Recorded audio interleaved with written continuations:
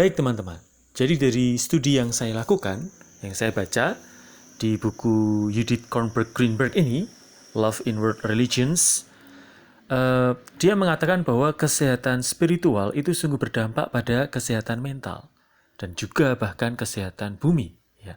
Semakin Anda berusaha untuk suci sesuai dengan agama dan keyakinan masing-masing, semakin Anda sembuh dari kebencian, dari amarah, dari egois, ya dari rasa cinta diri. Nah, bagaimana menurut pendapat Anda?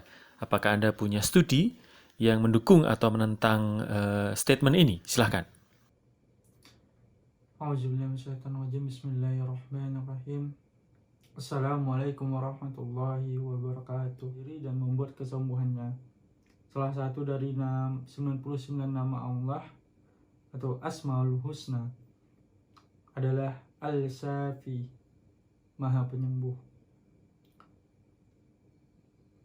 Ketika mengevaluasi pasien muslim, seorang pasien muslim jarang akan memulai kontak dengan ahli kesehatan mental. Namun kerabat yang bersangkutan bagaimanapun akan melakukan kontak atau seorang pasien muslim akan mencoba pendekatan religius untuk mencapai kesehatan mental sesuai dengan kebutuhan masyarakat. Dapat ditarik kesimpulan bahwa seseorang yang dibesarkan dengan formasi Katolik mungkin memiliki banyak kepercayaan yang mendukungnya.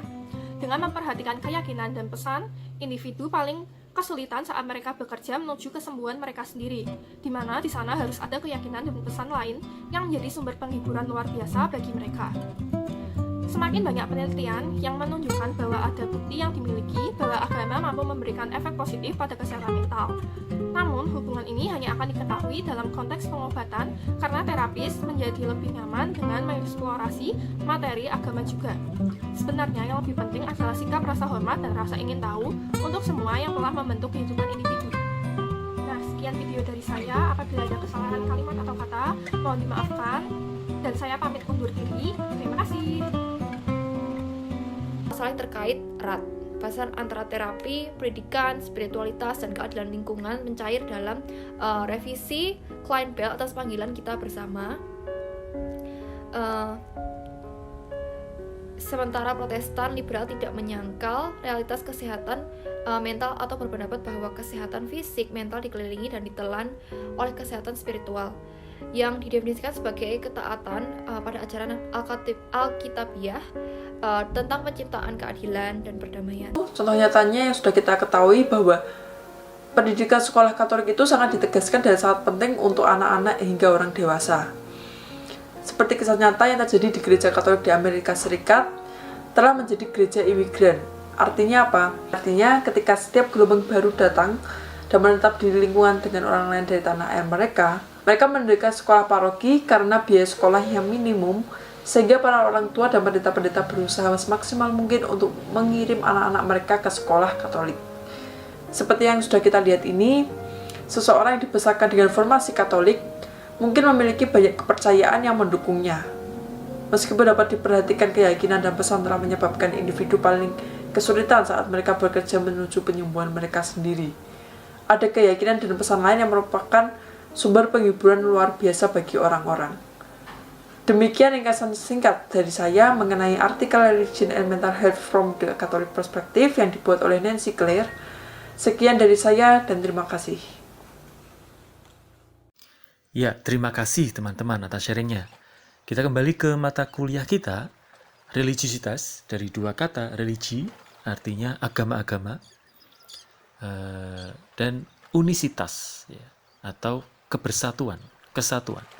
Jadi religiositas adalah kesatuan agama atau kesatuan keyakinan yang berbeda antara satu dengan yang lainnya.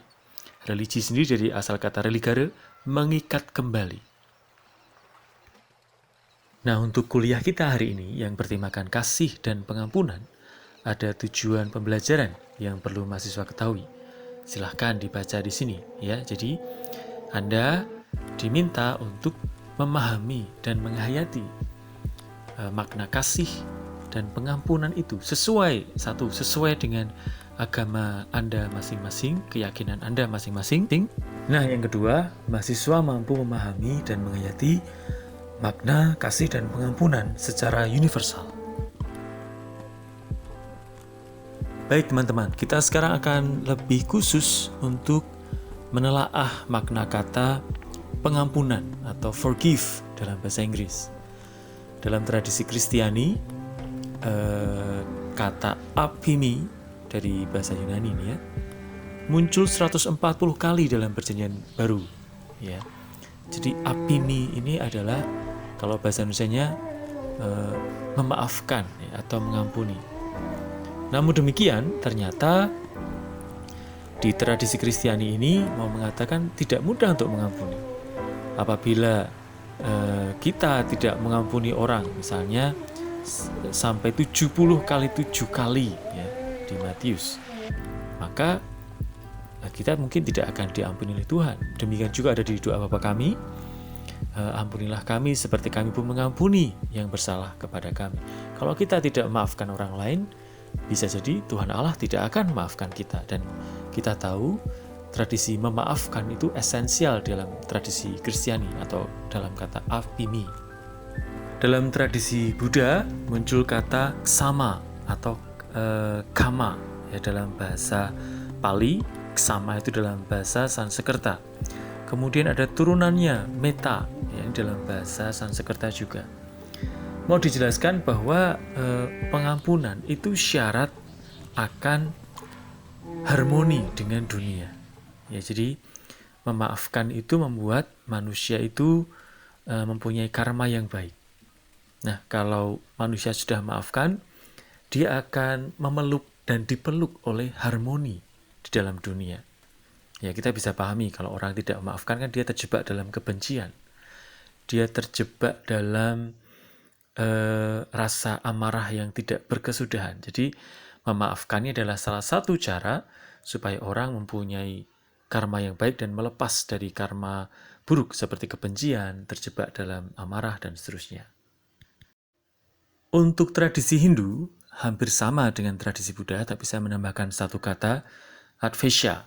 Ya, advesha ini artinya orang akan melepaskan diri dari kebencian.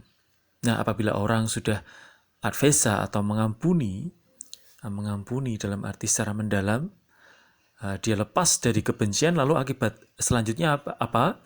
Akibat selanjutnya adalah dia terbebas dari rasa sakit dari dalam diri. Lalu apabila orang sudah terbebas dari rasa sakit dari dalam diri, dia akan terbebas dari ketakutan, dia terbebas dari penderitaan, dan dia dapat bergerak maju untuk mencapai tujuan yang awalnya dia inginkan. Jadi supaya orang bisa lebih bebas dari rasa sakit, dari penderitaan, dia harus bisa memaafkan. Dari situ dia bisa melangkah maju untuk mencapai tujuan hidupnya dan mendapat kemerdekaan dan ekspresi diri yang lebih sejati. Dari tradisi Islam ada kata al-afu yang maha menyembuhkan ya, dan al-rahim yang maha memelihara. Jadi kalau rahim itu kan, rahim ibu itu kan tempat untuk memelihara. Artinya kalau kita itu bisa mengampuni, artinya akibatnya adalah nanti itu bisa menyembuhkan. Baik bagi yang diampuni maupun kita yang mengampuni. Dan juga bisa saling melihara, al-rahim ya, saling melihara. Dari tradisi Yahudi ada kata syufah atau berbalik.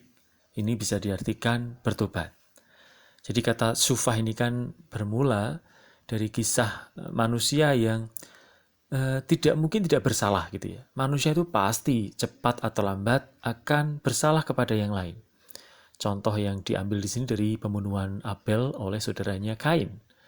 Ya, mau dikatakan bahwa manusia itu bahkan bisa menyakiti saudaranya sendiri.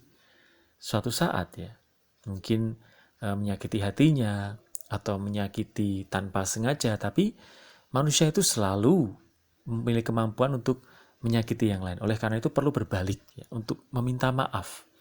Tidak hanya kepada mereka yang disakiti, tapi kepada Tuhan. Supaya apa? Supaya manusia selamat. Baik, sekarang saatnya mahasiswa untuk membuka kitab suci masing-masing dan menjelaskan salah satu hal mengenai pengampunan dalam kitab suci kalian. Jelaskan apa penyebab manusia bisa mengampuni dan apa akibat dari orang mampu mengampuni. Silahkan lihat lebih dalam kitab suci kalian masing-masing. Lalu kalau sudah, berikan jawaban di kolom komentar dengan sebaik-baiknya. Ya, cukup ketik jawaban Anda di kolom komentar. Saat ini juga ketika Anda membaca dengan sebaik-baiknya. Saya tunggu jawaban Anda.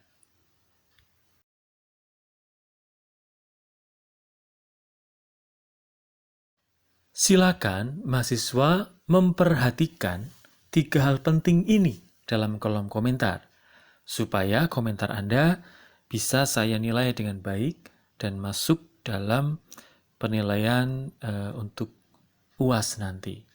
Ya, jadi nilai tambahan untuk UAS. Silahkan diperhatikan 3 hal ini.